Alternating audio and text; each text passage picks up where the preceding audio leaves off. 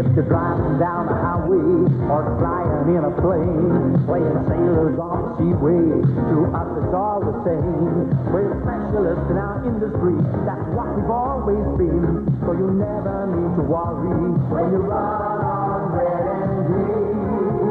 When you run on red and green. Red and green are the สวัสดีครับท่านผู้ชมที่เคารพสถานีโทรทัศน์สีกองทพบกช่อง 7 ขอนำท่านผู้ชมมาที่สนามไทยแลนด์เซอร์กิตอำเภอนครชัยศรีจังหวัดนครปฐมนะครับเพื่อชมการถ่ายทอดสดการแข่งขันคาสตรอมอเตอร์ครอสแชมเปี้ยนชิพสนามที่ 2 ซึ่งในครั้งนี้โอ้โหทั้งสภาพสนามทั้งนักแข่งพร้อมกันนี่มีการแข่งขันกี่ประเภทครับวันนี้จะมีการถ่ายทอดสดด้วยกัน3ประเภทนะครับคือรุ่นคาวาซากิยังสตาร์ 80 ซีซีนะครับรุ่นมือใหม่รถตลาด 125 ซีซีและมืออาชีพรถสูตร 125 ซีซีครับวันนี้เราจะได้ชมฝีไม้ของนักบิดสุดยอดของเมืองไทยครับวัชระปัญจมูลแล้วก็มีดาวรุ่งดาวโรจน์อีกมากมายคุณจักรพันธ์ครับครับตามที่เคยได้ชมกันมานะครับแล้วพิเศษสุดเดือนหน้า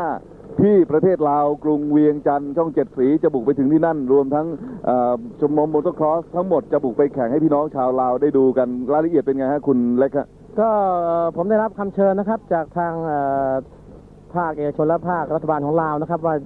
ชาวลาวก็อยากจะชมมอเตอร์ครอสนะฮะเพราะว่ารับช่อง 7ได้อยู่แล้วเคยชมการแข่งขันค่าซ่อมมอเตอร์ครอสทางช่อง 7 สีแต่อยากจะเห็นของจริงนะครับเพราะฉะนั้นทางชมรมมอเตอร์ครอสประเทศไทยและบริษัทค่าซ่อมไทยแลนด์จำกัดก็ได้เดินทางไปที่ประเทศลาวนะครับเมื่อวันศุกร์ผมก็กลับกันมานะครับกับคุณสุภกิจลาภทวีโชคเราก็ไปยืนยันนะครับว่าเราจะจัดแข่งค่าซ่อมมอเตอร์ครอสนัดพิเศษนะครับเรียกว่าค่าซ่อมมอเตอร์ครอสเวียงจันทร์ครั้งที่1นะครับกลางเดือนพฤษภาคมครับทั้งนักแข่งมืออาชีพนักแข่งมือใหม่นะครับและก็รุ่นคาวาซากิยังสตาร์ 80 ซีซีจะไปโชว์ฝีมือให้กับทางพี่น้องชาวลาวได้ชมกันแน่นอนครับแล้วก็นักแข่งที่ออกอากาศในวันนี้คือที่ผ่านการคัดเลือกนะครับในมือใหม่คือผู้ที่ได้คัดเลือกไปประเทศลาวครับครับรายละเอียดวันและเวลาติดตามได้ทางช่อง 7 สีกันอีกทีนะครับสำหรับพี่น้องชาวลาวผมขอแนะนำคุณไบรอันจอห์นบอลวินนะครับกรรมการผู้จัดการของบริษัทคาสโตรมิสคาสโตรนะครับเรามีแขกจากประเทศอังกฤษครับเป็นช่างภาพมอเตอร์สปอร์ตจากอังกฤษมาชมแล้วก็สังเกตการแข่งขันในวันนี้ด้วยและอีกสักครู่ครับท่านผู้ชมเราพักกันนิดหนึ่งแล้วเดี๋ยวกลับมาชมการแข่งขันจากนี้ไปศักยภาพแห่งความเร็วอยู่ในมือคุณแล้ว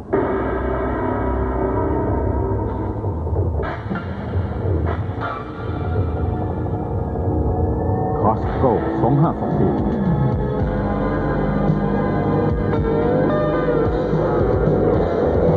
คาสโตร2521ทะยานไกลดุจติดปีกบินคาสโตร252A กระป๋องดำเจาะจงคาสโตรตามเครื่องหมายนี้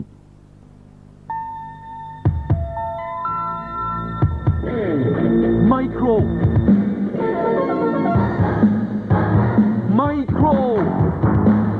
ใหม่ยิ่งคมยิ่งเร้าใจคาวาสร้างคุณภาพด้วยเทคโนโลยีสำหรับชีวิตก็คือสิ่งที่เรารู้จักดี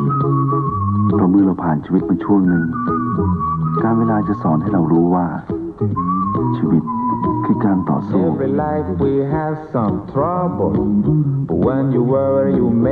แม้บางครั้งจะทุกข์หรือสุขก็ต้องสู้ต่อไปเพื่อประสบความสำเร็จได้ด้วยตัวเราเองอย่าง IRC ภูมิใจในสิ่งเพราะเรือไม่เหมือนรถจึงต้องเจาะจงน้ำมันเครื่องเฉพาะเรือ Castro 220 MX Super น้ำมันเครื่องเฉพาะเรือสำหรับเรือประมง Castro 220 MX Super แลกท้าร้อนว้าวกินขันขันสงกรานต์จากโค้กแฟนต้าไฟร์เมลโลเพียงนำฝากี่5 ฝาหรือฝาเกลียว3 ฝาที่มีข้อความระบุใต้ฝาอีกพร้อมเงิน20 บาทแลกซื้อได้ทันทีหมดเขต7 พฤษภาคมศกนี้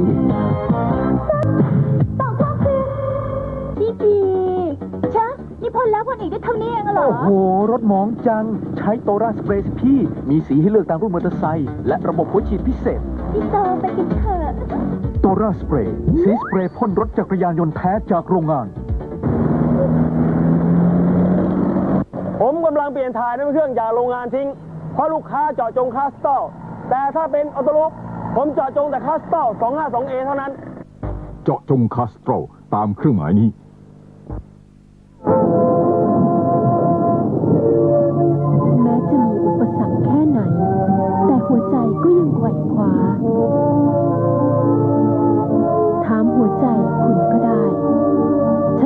งพาณิชย์ พี่ไม่คนอย่างนั้นใช่ไหม นัทยาแดงบุงา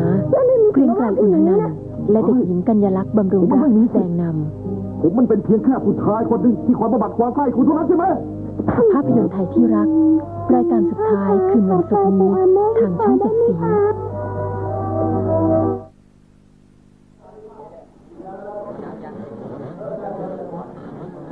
ท่านผู้ชมครับเริ่มแรกของรายการวันนี้เป็นการแข่งขันรุ่นยังสตาร์นะครับทุกคนขับรถ Kawasaki KX80 ออกสตาร์ทแล้วครับ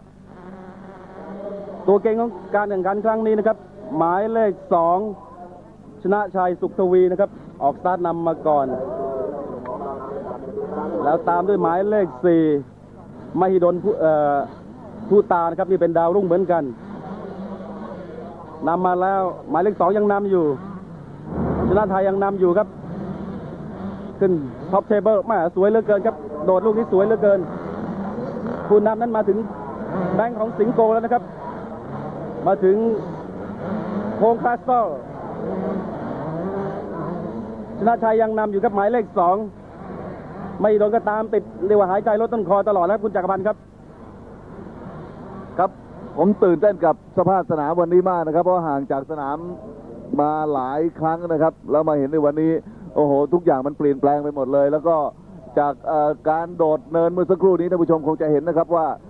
โดดได้สูงแล้วก็สภาพสนามนี้ทางอังกฤษนะครับนักแข่งชาวฮอลแลนด์นะครับเป็นผู้ที่มาช่วยในการออกแบบแล้วก็ช่วยในการดูแลทั้งเนินลูกระนาดอะไรต่างๆท่านผู้ชมที่จะเห็นอยู่เมื่อสักครู่นี้นะฮะถ้าเป็นรถสูตรรถผู้มืออาชีพผู้วัชระแข่งนี่จะมันกว่านี้อีกหลายเท่าเอาละครับในขณะนี้หมายเลข2คือชัยชนะสุขทวีทีม Kawasaki KX รถ Kawasaki KX80 จากกทมนะครับอายุ19ปีเท่านั้นยังคงนำอยู่นะครับถูกไล่จี้มาโดยหมายเลข4คือมหิดลทุตานะครับหรือเล็กทุตานะครับจะแซงก็ได้หรือเปล่าเดี๋ยวเราดูกันไปเรื่อยๆก่อนนะครับคุณพิษณุครับเอาละครับขึ้นเนินมาแล้วโอ้โหมีการบิดที่หน้าตามมาหมายเลข3และหน้าจับตาครับหมายเลข7วันนี้เป็นแชมป์สนามแรกนะครับอมรเทพผลิตศรีกสิกิจอายุ14ปีเท่านั้น247นี่เป็นตัวเก่งนะครับ247ในคุณธงชัยวงศ์สวรรค์บอกให้จับตาดูให้ดีแล้วก็นี่เบอร์หมายเลข7นะครับอมรเทพผลิตก็เบียดขึ้นไปแล้วแซงไปอยู่เป็นที่2แล้วครับแซงไม่โดนทุกตาไปแล้วคุณธงชัยครับขณะนี้น่าจับตามีใครบ้างครับนอกจาก274ครับทั้ง3คนนี้ก็เป็นลูกศิษย์ของแจนโพสเตมานะครับรุ่นแรกเลยนะครับทั้ง3คนเป็นลูกศิษย์รุ่นแรกนะครับผมคิดว่าฝีมือทั้ง3คนก็สูสีกันนะครับตอนนี้อมรเทพผลิตขึ้นไปแล้วนะครับเป็นหมายเลข1แล้วครับนำ1มาแล้วสนามแรกชนะไปแล้วนะครับที่อายุ14ปีเท่านั้นเองเรียนอยู่ชั้นม.4 โรงเรียนราชวินิตบางปะแก้วนะครับนี่แหละครับขึ้นมาแล้วมาถึง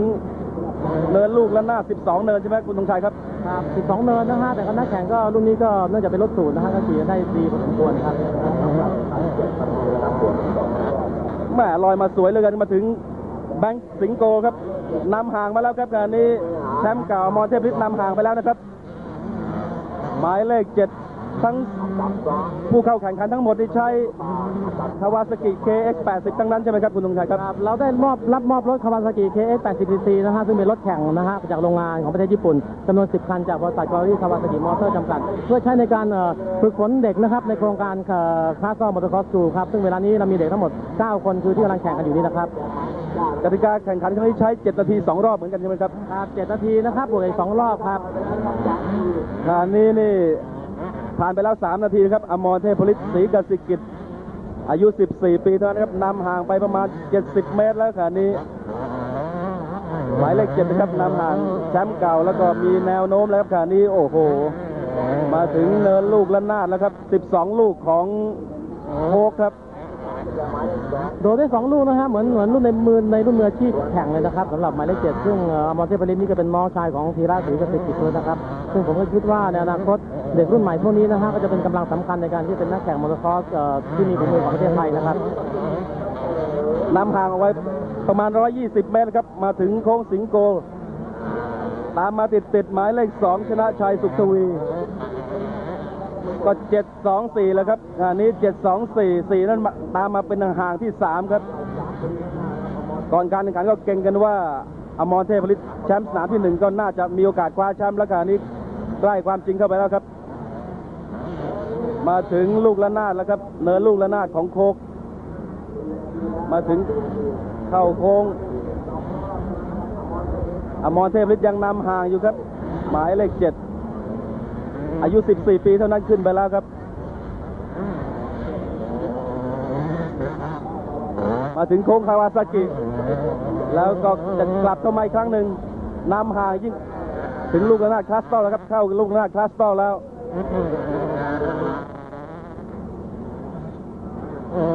แม่โดดทีละ2 ลูกจริงๆครับอย่างที่คุณธงชัยวงศ์สวรรค์บอกไว้อย่าง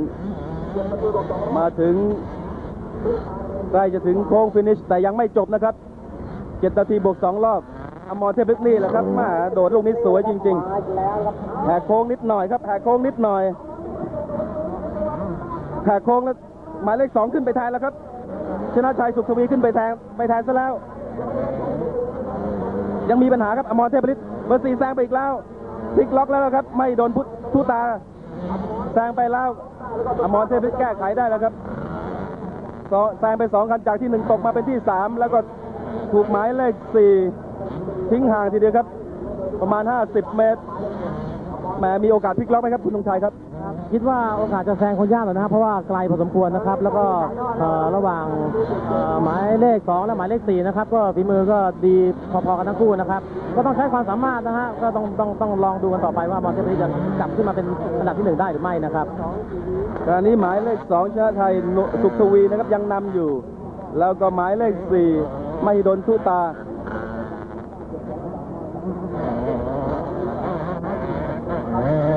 นี่นะครับหมายเลข 2หมายเลข 4นะครับตามไปที่ 2ไม่โดนทุตามาถึงหมายเลข 2นะครับยังนำอยู่น่าเสียดายครับอมรเทพฤทธิ์นี่นะครับหมายเลข 2ขึ้นมาเนินฟินิชแล้วครับแล้วก็ขึ้นมาถึงแบงค์สิงโกตามมาติดครับ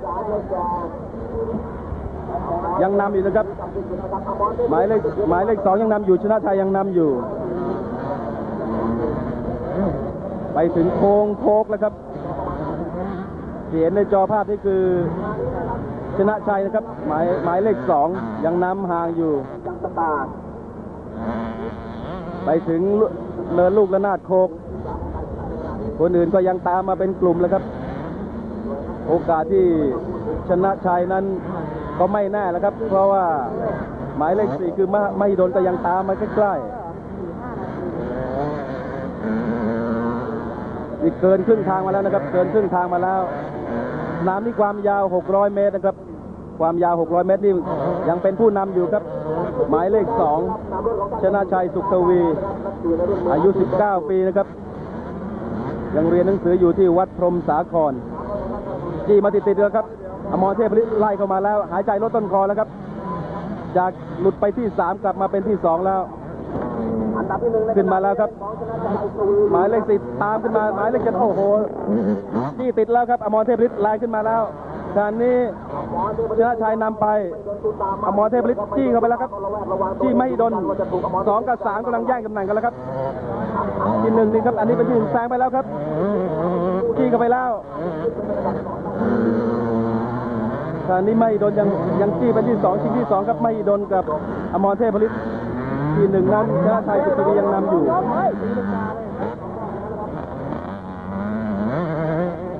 ขณะนี้ใกล้จะถึง2 รอบสุดท้ายแล้วนะครับ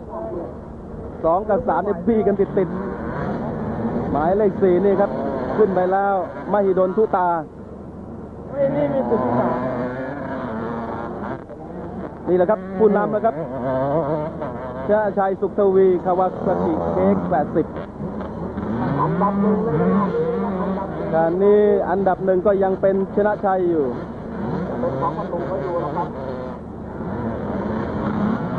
ที่นอกจอภาพขณะนี้นี่แหมโดดสวยจริงๆครับประมาณ12 เมตรระยะทางสวยงามครับการนี้ชนะชัยสุขทวีนำห่างครับประมาณ50 เมตรเห็นจะได้ไม่โดนทุตาตามมาเป็นที่ 2นี่เป็นอมรเทพฤทธิ์ครับแชมป์ล้มไปซะแล้วโอกาสของอมรเทพฤทธิ์นั้น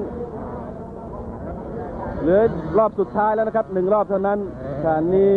ชนะชัยนั้นโอกาสก็ใกล้จะเป็นความจริงแล้วครับตามมาห่างนั้นก็คือมหิดลทุตาหมายเลข 4ครับเหลือครึ่งทางสุดท้ายแล้วโอกาสของอมรเทพผลิตจะป้องกันแชมป์นั้นหมดไปแล้วครับเพราะว่ารถหามออกมาแล้วนะครับจอภาพนั้นยังไม่เห็นนี่ครับนี่เป็นผู้นำครับหมายเลข 2ชนะชัยสุขทวีเหลืออีกไม่ถึง300 เมตรจะถึงเส้นชัยหมายเลข 4นี่มหิดลทุตาตามมาเป็นที่2ครับที่2กับที่4ห่างกันประมาณ60หรือ70 เมตรเห็นจะได้ครับนี่นะครับที่1ชนะชัยสุขทวีเกือบจะน็อกรอบหมายเลข 9นะครับธีรพลเที่ยงธรรมครับอีก50 เมตรขึ้นแล้วครับจบแล้วครับ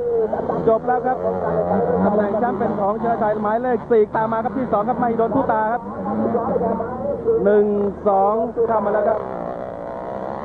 นี่นะครับหมายเลข 4มหิดลทุตาได้ที่นี่ที่1ครับชนะชัยสุขทวีอายุ19 ปีนะครับได้เป็นแชมป์สนามที่3ยังห่างครับกำลังจะเข้ามาแล้วครับหมายเลข 8นิวัฒน์ระลอกแก้วหมายเลข 8นี่แชมป์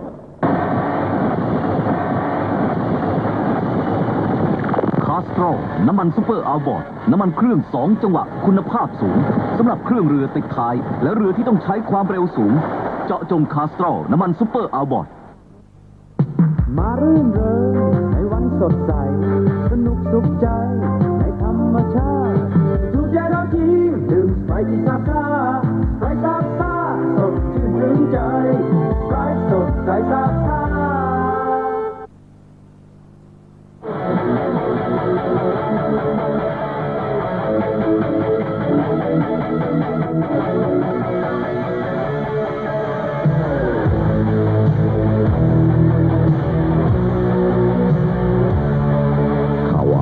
คอสโมอา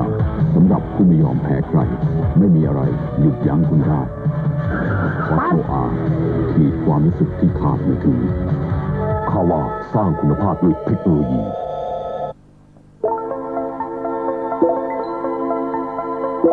น้ำดื่มนี้ผ่านกรรมวิธีการกรอง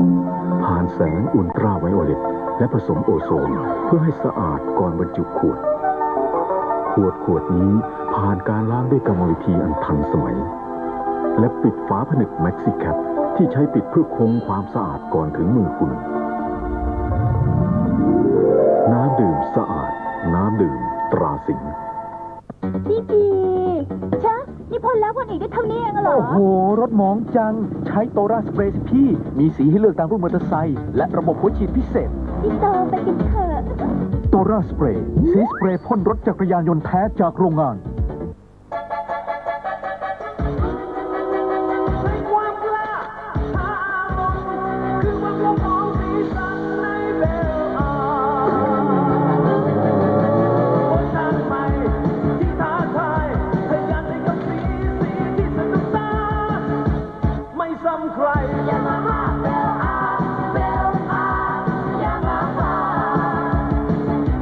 ยามาฮ่าเบลอาร์สีสุดคมสมวัยสปอร์ต